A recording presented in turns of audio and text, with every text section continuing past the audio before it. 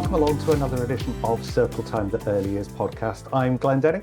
Now, we all know that recruitment is tough at the moment, but it's still really, really important that we do that as safely and as diligently as possible. So my guest this week is from a company by the name of Harrogate HR, and I'm really delighted to welcome Becky Phillips to the podcast. Welcome along, Becky. Hi, Glenn. Thank you so much for letting me be part of your podcast. Oh no, it's absolutely amazing to have you along. Recruitment is, it is a tough one at the moment, but it's one of those things that it's like some settings are so desperate, but it's really important that we don't ignore the safer recruitment process, isn't it? Absolutely. Yeah, you don't want to get in a situation where just because you're desperate to get bums on seats, you start neglecting that. Ultimately, you're there to look after children, aren't you? And you need it to be as safe as possible. Mhm. You don't want someone inappropriate working at your setting.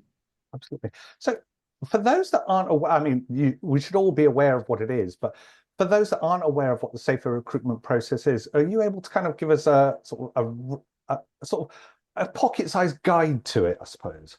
Yeah, and I think that's a really good question, Glenn, because to be honest, before I ever started working with nurseries, when I was just doing HR, generally, it's not something I'd ever heard of. And I think the term safer recruitment does kind of uh it glazes over people a little bit. They don't realize that that in itself is a thing. Yeah. And yeah, so I think it's important to have a little chat about it and what it is, because it is a thing in its own right. Recruitment is the process of recruiting somebody to work your setting. This is usually, when you're working Mhm. with children, um, but to make sure that you're hiring someone appropriate to be there, Mhm. and taking all the necessary steps that you can possibly take to really vet that person and make sure that they're right and that ultimately your children remain safe. Mhm. Absolutely.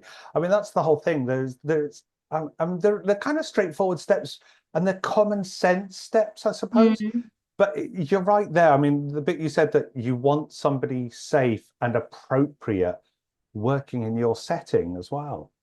Yeah, yeah. So it's doing, yeah, you're right when you say it's common sense, like a lot of it is. But when we're caught up in the day to day and, in nurseries, you've got so much on, so much to do, that those things can go by the by. And you might Mhm. think, oh, it's okay if I skip that step. Or if you delegate some of the recruitment process to someone else who doesn't necessarily realize, who might not Mhm. have done recruitment that much before or done it in a nursery setting, it's quite easy for those steps to start getting, put to one side. Mhm. Um, so safer recruitment is about doing all of those steps um, to do your very best to make sure that you're getting the right person working with you. Absolutely.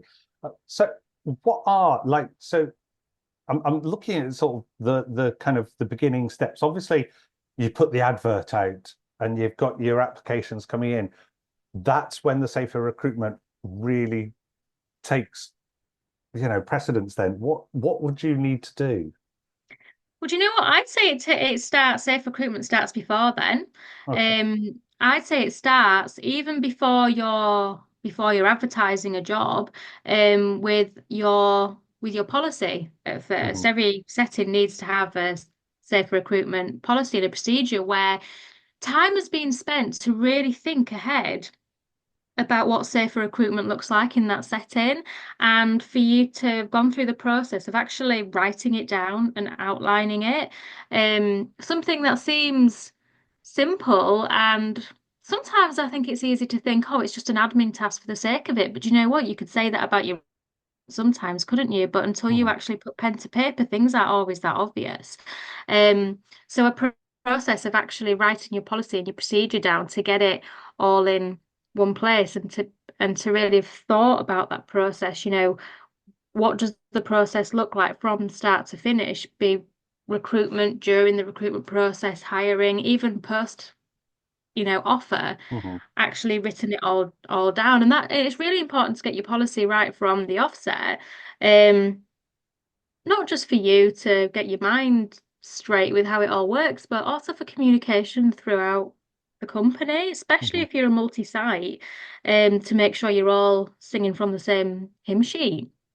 Yeah. Um, so then once you've got your policy all in place, again, before you even get your job ad out, you want to be thinking about your job description and your person specification. So your job description, it's easy for us to think, oh, I need someone to go work in the baby room, but really, what do you want them doing? So at least you know what?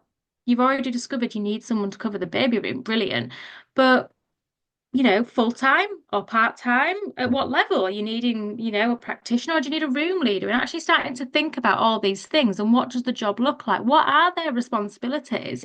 Um, it's taking away assumptions out of it all and Mhm. really detailing what is that job that we need to fill. And similarly with the person specification, then figuring out, well, what does that person need to look like? What qualification do they need to have? Can I get away with someone unqualified, or do I need someone with a level three?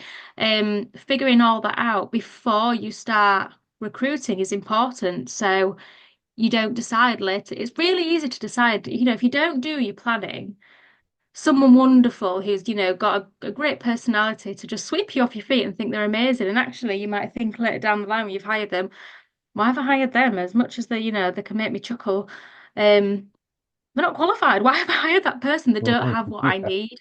Um, so getting all those things in place is really important, from the offset, and then it's like sticking to it. Mhm. You don't want to meet someone really charming who ultimately could turn out to be inappropriate, but you've swayed from what you set out to achieve. So yeah, and that's all before you even advertise the job. Like I guess essentially before you've even started recruitment, those things are an important stage of safer recruitment. Um, sorry, I'm losing track of what you've actually asked me there. I'm No, getting too into you've it, answered Glenn. that amazingly. Yeah, it's one of those bits actually. Yeah, I've never considered that. I mean, I do it as part of the process, but actually, I've never really thought about it as attaching it as part of the safer recruitment process. Yeah, I mean that's a really, really valid point that you've made. I've never really thought about that. I mean, I always think of like, right, I've done the advert, blah blah blah. This is what I'm looking for. But yeah, actually, you're right. The whole thing does. I mean, it's a like you say, it's a process, isn't it? And that process does start Yeah. from right. I've got a vacancy for, like you say, a baby room. Um, yeah, I mean, it really does start from there. That's yeah, it's one of those. I love a good light bulb moment, and you switched on that light bulb. Yeah, I've never really considered it that way. I've always gone from I put the advert out, I've got the applications, I've done my shortlisting. Right now, I need to do Mhm. this bit, and it's like, yeah, it's interesting. I've never really considered it from right from the start, from the policy all the way up. It really is quite Yeah, a lengthy, in-depth process. But because it's yeah, all embedded, and if the policy's there and we're following the policy and we're doing that right, it's mm, it is, yeah, it's a really useful bit that you've kind of touched on there. That's really interesting. The other bit as well with the multi-site bit, I mean, that was interesting. I have worked for a few multi-site companies, but mm, the last one as a manager, it was obviously when I was working for multi-site, as I wasn't a manager, I didn't have any part in that process. But as a manager, yeah, it was interesting. We just went on to drive. The whole process was there. The whole policy was mm. there, and we followed that. It's never really thought about it that way. So yeah, that's Yeah. interesting. Someone's got to have written it in the first place. Yeah, Um, yeah. So yeah, it does start from there, and I think that's the thing with a lot of safe recruitment. Places are probably doing a lot of it and don't even realise that it is yeah, a part of it. But then but you do want to think of it as big picture to see if there are any gaps where you could tweak it and improve. absolutely. I think that's the bit. You know, I'm probably guilty of it myself that yeah, even after the interview has been concluded and we've offered the person, we've done our checks, we've done our DBS, we've got our references in and all that. I'm guilty of not actually going back and saying, how could we improve that? Mm, It's one of those bits is actually, have I evaluated what I've done with this whole process? And I think that's an important bit as well. yeah. And there are tweaks that can be made, the whole way along. References is one where we all know we need two references. Mhm. But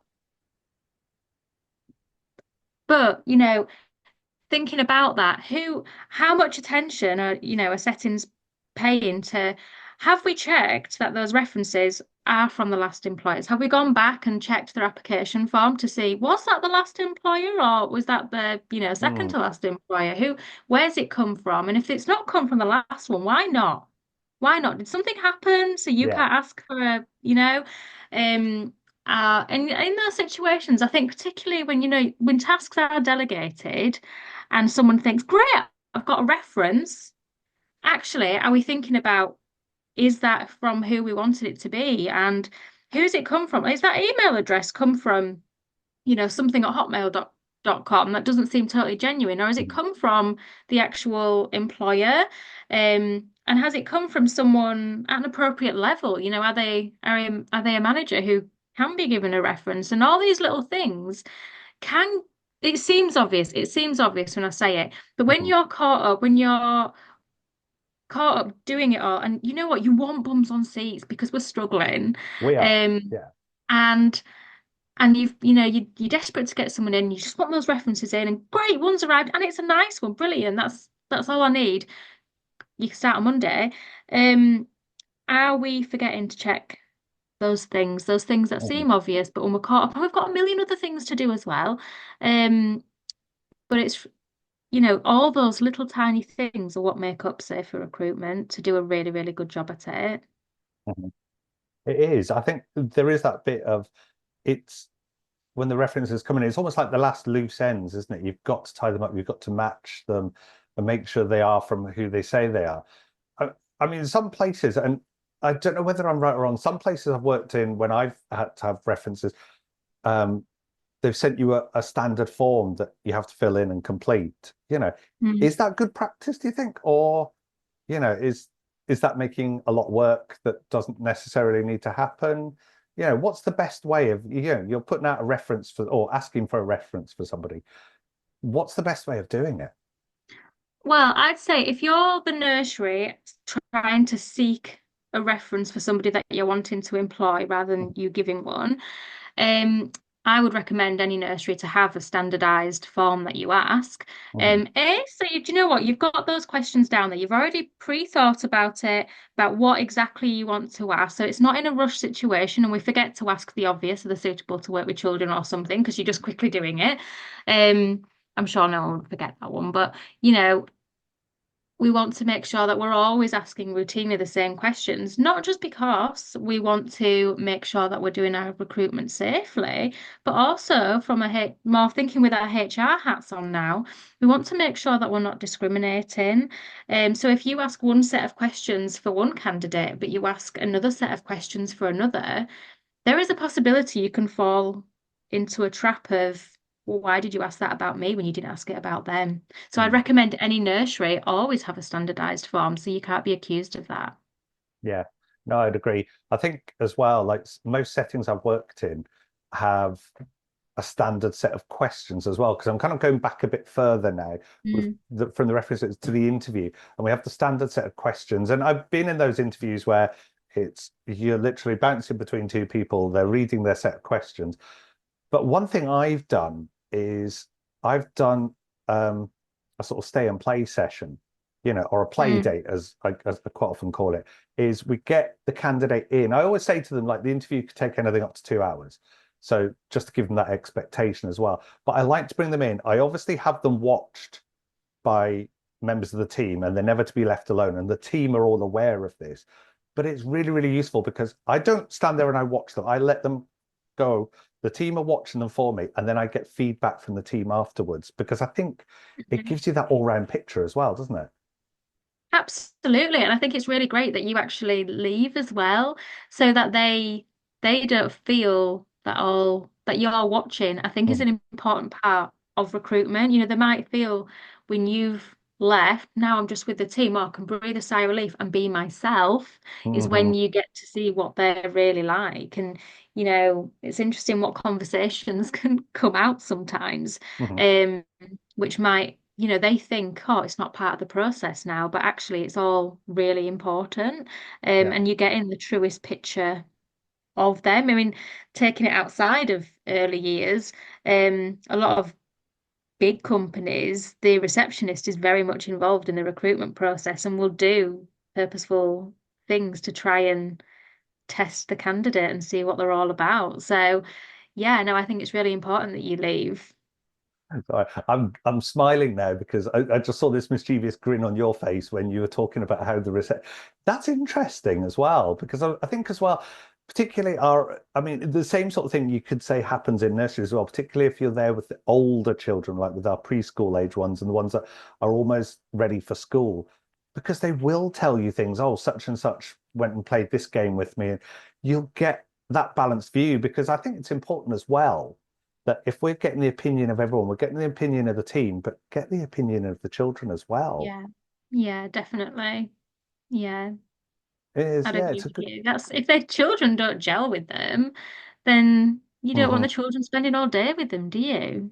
Yeah, I mean, I have seen this in the past, and I've gone, you know, when I've come back out to go and bring the candidate in for the kind of the question part of it, I have seen them like the children are away from them playing, doing their own thing, but the person's not gone after them, and I'm like, no, Yeah.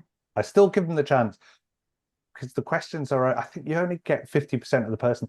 They might revise everything that Mm. they need to know about the EYFS and everything else, but actually, when it comes to the practical part, it's not there. Yeah, no, the practical part is really important, especially for those candidates that really feel the pressure of interviews as well.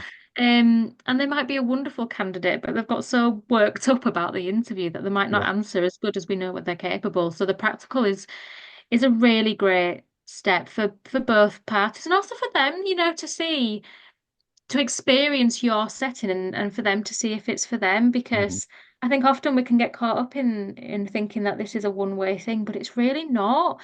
And I think it's important to make sure that the candidate gets to figure the nursery out as much as you, because ultimately, like, if it's not right for them, they're only going to leave later down the line anyway. So Hmm. it's in your own best interest to get it right. Yeah, absolutely. I think that's the thing. I mean, there is such a churn in recruitment because I think as well the play date element can work both ways. It works Mm. for you when you're interviewing the person, you get an idea of what they're like, but actually as well the candidate gets an idea of what your setting is like. So if they feel it's not right for them, Mm. they've got the opportunity to say thanks, but no thanks. So yeah, Mm. you've wasted a bit of time with the interview, but you've not wasted a huge amount of time or money by hiring a Mm. candidate that's not going to last. Yeah. Yeah, because it's all money, isn't it? And yeah, no, Hmm. that I think doing a trial is important. And it's interesting that you say you do it for, around an hour or so. And I think it's important that that's a good amount of time. Hmm. And if you get, I've seen some places, do much longer than that. And if you start to do it too long, then you start falling into the gaps of, well, should you be paying them now? And it gets a bit messy. So Hmm. an hour is a good it's long enough for you to really see them. And people can only be on their best performance for so long. Um, you do get to see them in that trial after an interview for that amount of time. Absolutely. The other bit as well. So if we're moving on, we've kind of talked about the references, and then it's kind of I think as well. Would you say that a good solid induction? So the candidate is accepted. We've done DBS. The right references have come back, and they're good. You know, is a good induction part of it as well? Do you think? Absolutely, yeah, definitely. And I wouldn't even say the induction's the end of it. I feel Hmm. like towards the end of it with the induction. The induction's super important.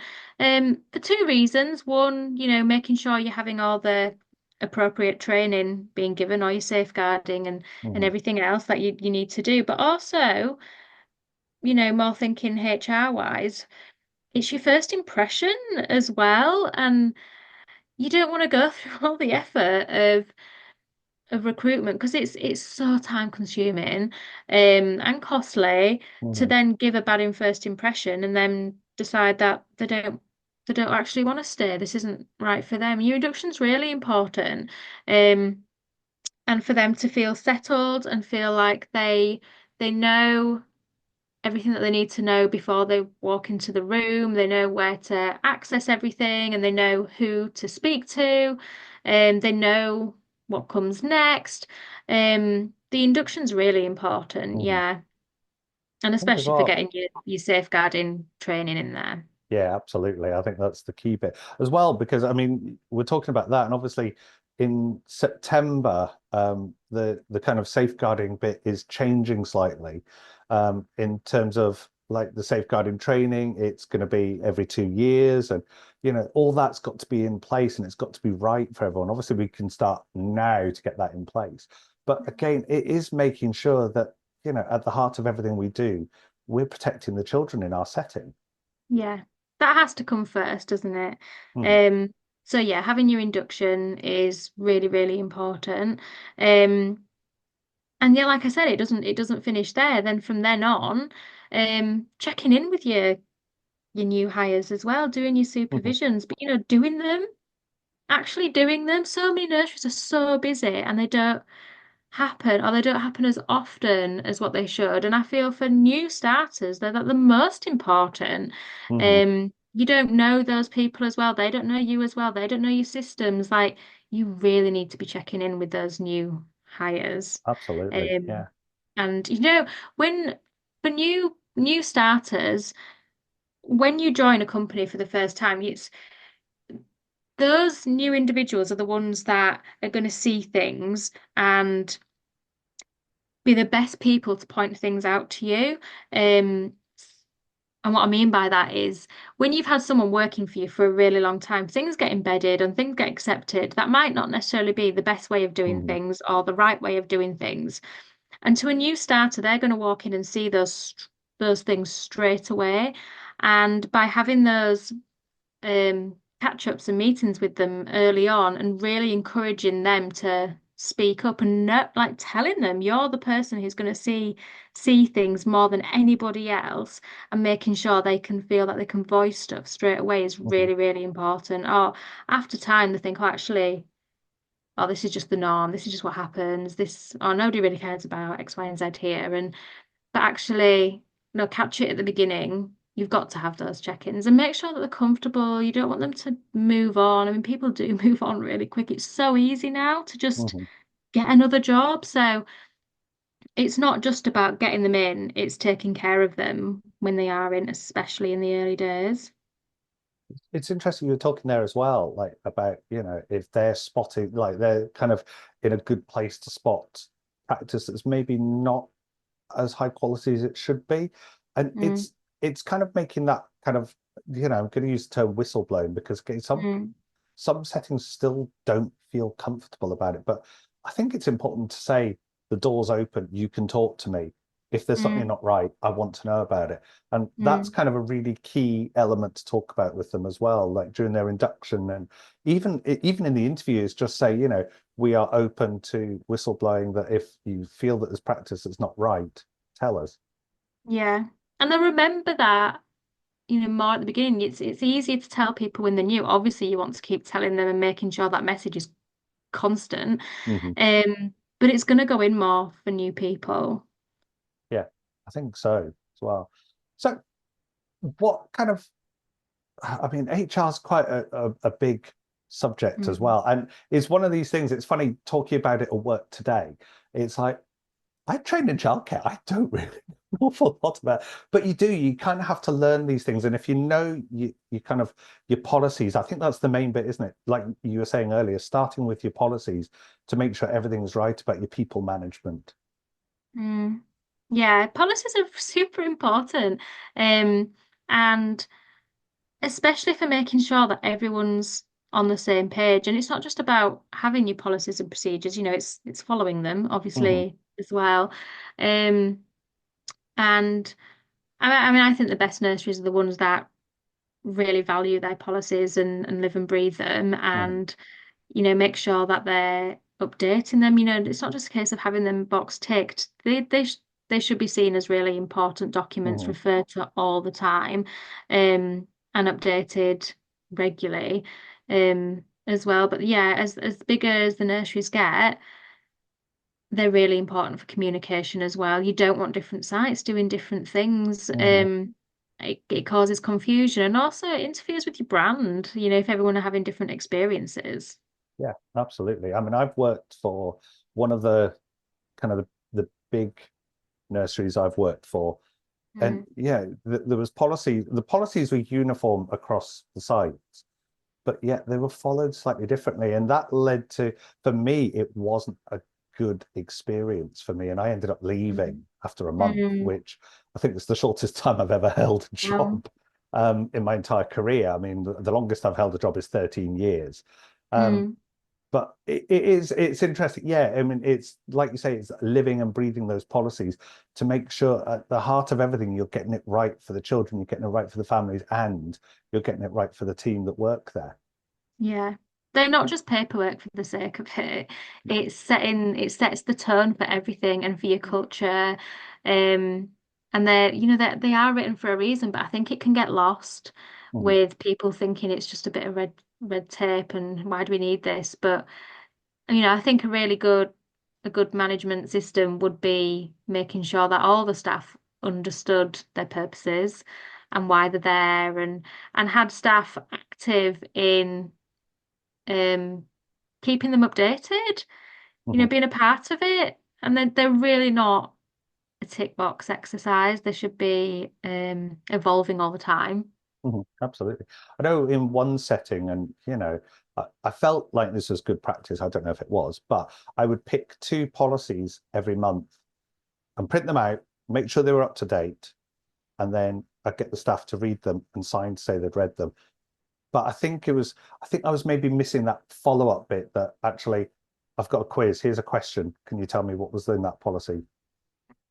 And they're great ways of training your staff to make sure that they're always up to date. And training's Mhm, really important. With everything early years related, all the various policies you're going to have that link to that.